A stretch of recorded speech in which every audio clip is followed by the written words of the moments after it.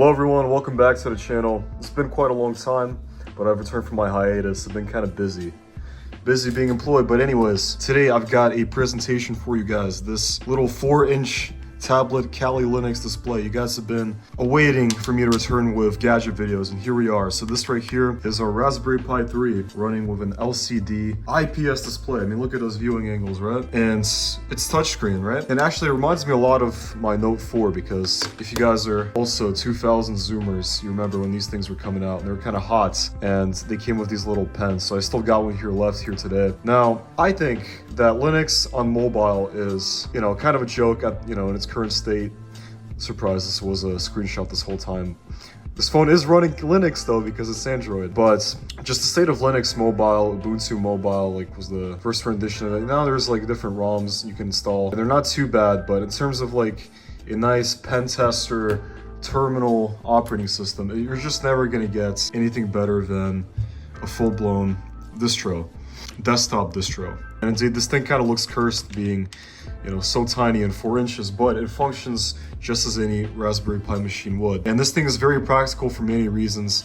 I mean, one, having a screen to a Pi without needing a display and still retaining the usability, just being in a screen case, is already very practical for looking at logs or doing any kind of project that we've done before on this channel, whether we're capturing packets, doing packet ingestion, just Wi-Fi pen testing, or even just security monitoring. You can get a nice GUI and screen instead of having an SSH. So I'm interested in making more CyberDeck related and Linux gadgeting and hardware pen testing videos like I was doing in the past going forward. So if you guys want to see that, let me know. But yeah, here I got Wireshark running for demonstration to show you guys this is the real thing. Now, if you guys are looking to pick this thing up, it'll be $30, and you can follow the link down below in the description. Help to support the channel, I'd really appreciate it. Stop the beat.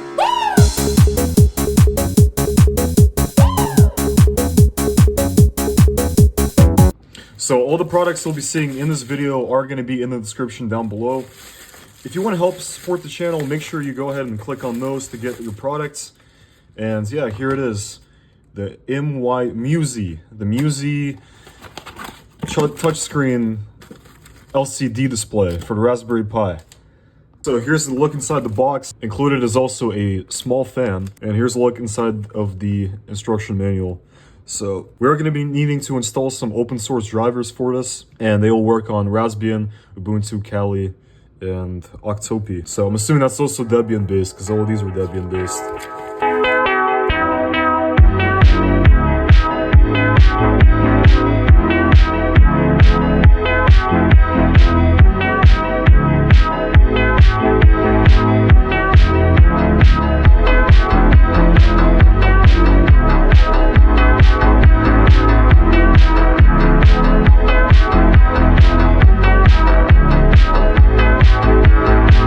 Ladies and gentlemen, so here it is, the assembled LCD display case for the Raspberry Pi. Now, like I said, I'm using the Raspberry Pi 3, so I have to make do with these HDMI connections and this HDMI cable, as opposed to using this HDMI to HDMI mini adapter that I could, plug away with a Raspberry Pi 4. But now this model, it does require HDMI, so you wouldn't be able to, even with the drivers installed, be able to just have, the board attached to the display and have it just light up. No, you need the HDMI. That's okay. We still need power anyways, so I don't really mind the extra cable. It is what it is. Now here's the display itself, all 4 inches of it. We'll see that in boot in a second. Now for the operating system, I went with Kali Linux, which I just imaged onto this SD card. I went ahead and actually used their image, because knowing Kali, it's really hard to get the headers to work, and the package manager is god-awful. It's limited. It's like the Kali limited one, so the repos aren't even updated. There's no chance I'll be able to get the adapters to work instantly. Whereas this image, it was just good to go. I used the Raspberry Pi imager to image it, burn it onto this SD. So now I'm gonna go ahead and actually boot it and show you guys this thing working. So I'm gonna go ahead and flick it on 1, 2, 3. Here it comes. This is an IPS display, so it's actually very, very nice. The viewing angles are just great. I mean, look at that. All 4 inches of it, of course. Very tiny, but very robust and lovely, actually. Very lovely. Lovely, lovely British display in it. There's Soylent D taking a minute. And I failed to actually mention the fact that this thing came with a stylus. So for all my fat asses out there with sausage fingers, this is a pretty small display, right? And there's gonna be some pretty small icons on here. if we don't adjust the resolution, that is. But either way, typing on this thing, you're gonna want to use a stylus because you're gonna want that precision. So there it is, Kali Linux in all its glory, as seen on TV. Yeah, there's, of course, there's the accessibility touch. So I'll go ahead and use that for demonstration purposes. Get that on-screen keyboard popping. OGs know. There we go, just like so. So if you install Kali with XFCE like I did, using the image they provided, you're not actually going to get the accessibility keyboard on your screen, as you guys can see here. It's going to be vacant in your accessibility panel. So what we're going to have to do to compensate and get it, and you're going to want to install this package called Onboard. So it should be in the Debian repo or the Kali repo.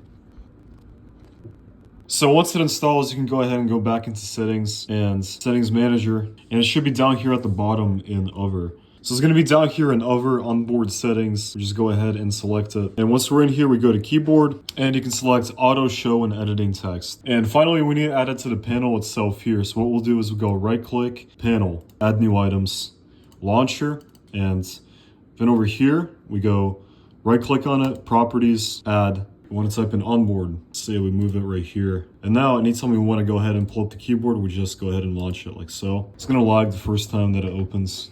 The keyboard will pull up like so. Very quickly and efficiently. Now the resolution on this thing is 800 by 480, which is obvious considering it's 4 inches. This Raspberry Pi 3 is clocked at 1.2 gigahertz, being an ARM processor. That's gonna do it for this video. Thank you guys for watching. Like I said before, this is just the beginning. I'm gonna have a lot more of these cyberdeck kind of video. This one isn't really what you would call a cyberdeck by standard definitions. I mean, it's not really a deck, but these kind of just improvised little Linux electronics and gadgets, even stuff for pen testing. Like if you didn't watch my previous video on how to do setups for monitoring mode Wi-Fi adapters, go ahead and check that video out in the description. Might be very helpful. So yeah, thank you guys for watching. I'll see you guys in the next video. Peace.